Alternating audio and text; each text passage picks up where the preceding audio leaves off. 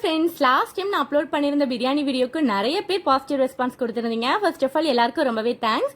அதில் நான் யூஸ் பண்ணியிருந்த மசாலா ரெசிபிஸை சில பேர் கேட்டிருந்தீங்க. அவங்களுக்கான வீடியோ தான் இது. நான் ரெசிபி சொல்கிறதுக்கு முன்னாடி ஒரு சின்ன கிளாரிஃபிகேஷன் கொடுக்கணும்னு நினைக்கிறேன். ஏன்னா ஒவ்வொரு ஊரில் ஒவ்வொருத்தர் ஒவ்வொரு மாதிரி பிரியாணி மசாலா ரெடி பண்ணுவாங்க. எல்லாமே நல்லாயிருக்கும். பட் எங்கள் ஊர் சைடில் நாங்கள் எந்த மாதிரி மசாலா யூஸ் பண்ணுவோங்கிறத தான் நான் சொல்ல போகிறேன். நிறைய பேரோட திங்க் எப்படி இருக்கும் அப்படின்னா, நிறையா வகையான ஸ்பைசஸ் நல்லா வறுத்து அரைச்சி செய்யும் போது தான் பிரியாணி பயங்கரமாக டேஸ்ட்டாக வரும் அப்படின்னு நினைப்பாங்க. ஆனால் அப்படிலாம் கிடையாது. குறிப்பிட்ட மசாலா மட்டுமே போட்டாலே போதும், பிரியாணி அதோடைய சுவை அதிகமாகவே காட்டும்.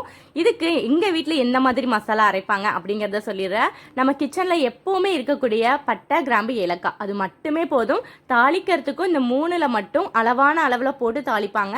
ப்ளஸ் மசாலாவாகவும் இதை தான் அரைச்சி யூஸ் பண்ணுவாங்க.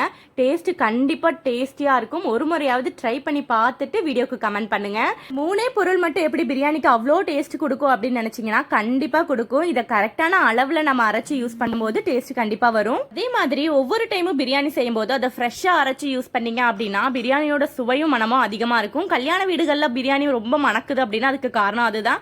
ஏன்னா அவங்க அப்பப்போ ஃப்ரெஷ்ஷாக அரைச்சிக்குவாங்க. சிலர் அதை ஸ்டோர் பண்ணி வச்சு யூஸ் பண்ணும்போது அந்த ஸ்மெல் கொஞ்சம் கம்மியாக தான் ஆகும். இல்லை டைம் இல்லாத பட்சத்தில் நம்ம அந்த மாதிரியே செஞ்சுக்கலாம். இப்போ அளவு என்னங்கிறத பார்த்துடலாம். இப்போ 100 கிராம் பட்டையோட அளவு எடுக்கிறீங்க அப்படின்னா 50 கிராம் ஏலக்காய், 25 கிராம் கிராம்பு எடுத்தீங்கனாலே கரெக்டாக இருக்கும். இதை நம்ம வறுத்து அரைக்கணும் அப்படின்னு அவசியம் இல்லை. நீங்கள் அப்படியே கூட அரைக்கலாம். இதை நீங்கள் ஸ்டோர் பண்ணி வைக்கிற மாதிரி இருந்தால் நல்ல ஒரு ஏர்டைட் கண்டெய்னரில் ஸ்டோர் பண்ணி வச்சு யூஸ் பண்ணிக்கோங்க. இந்த மசாலா பிரியாணிக்கு மட்டும் இல்லை, நீங்கள் நார்மலாக சிக்கன் மட்டனுக்கு கூட யூஸ் பண்ணலாம். கண்டிப்பாக ட்ரை பண்ணி பாருங்கள்.